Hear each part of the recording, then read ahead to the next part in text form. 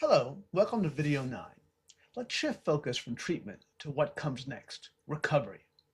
Up to this point in the video series, we've focused on treatment, how people enter care, what works, and why so many fail through the cracks.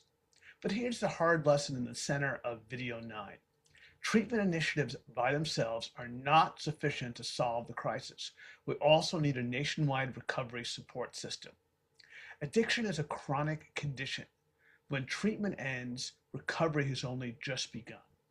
For millions of Americans, the most dangerous period is not when they're actively using drugs, but very early in the start of their recovery when they're trying to rebuild their lives after treatment, often with very little support.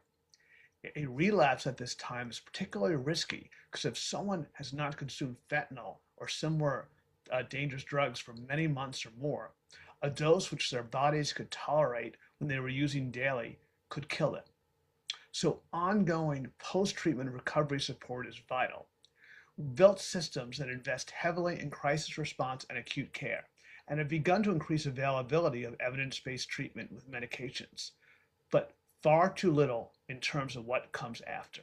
Without sustained recovery support after treatment, even the best treatment outcomes are quite fragile.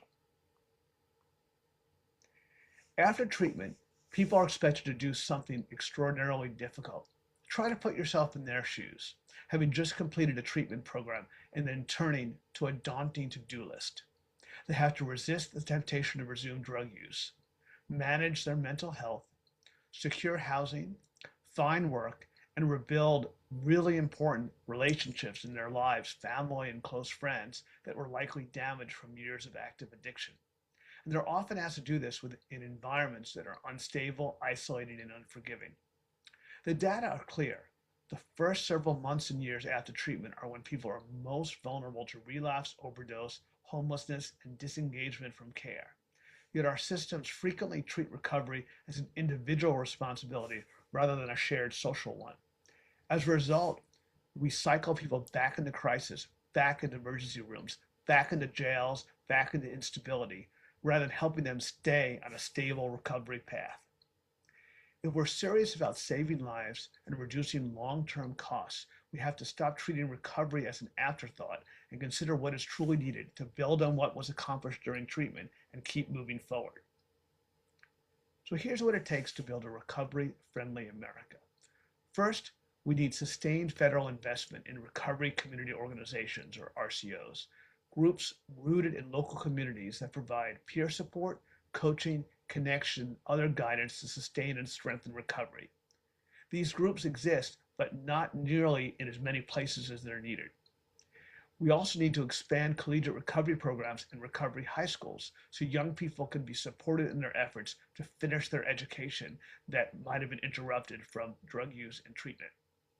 And we need recovery-friendly workplaces where people in recovery are offered opportunity, flexibility, and respect for what they've been through and where they're headed. Second, we must sustain and enhance recovery through housing and integrated support. Stable housing is not a luxury. It's foundational to recovery. We need transitional and supportive housing paired with healthcare, mental health services, and social supports, especially during those early fragile stages of recovery. Recovery must also include helping people get back to work, build a community, and find a new purpose in their lives. Because long-term recovery is built not just on abstinence, but on belonging and meaning. Some people, as their recovery stabilizes, go through the 40-hour training course and become a certified recovery coach. Others go back to school or find meaning in work opportunities, family and friends, and faith. We all need a reason to get up every day and go out into the world. Investments in recovery are not charity. They're smart policy. They reduce relapse, lower overdose risk, cut homelessness, and dramatically reduce criminal justice involvement and costs over time.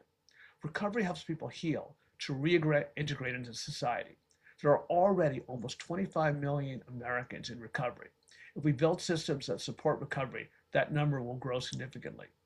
Treatment and recovery are central to combating the opioid crisis, but there is more. We cannot ignore the reality that profit-seeking drug traffickers and street drug dealers are proactively seeking to addict more Americans. But recovery support alone is not enough.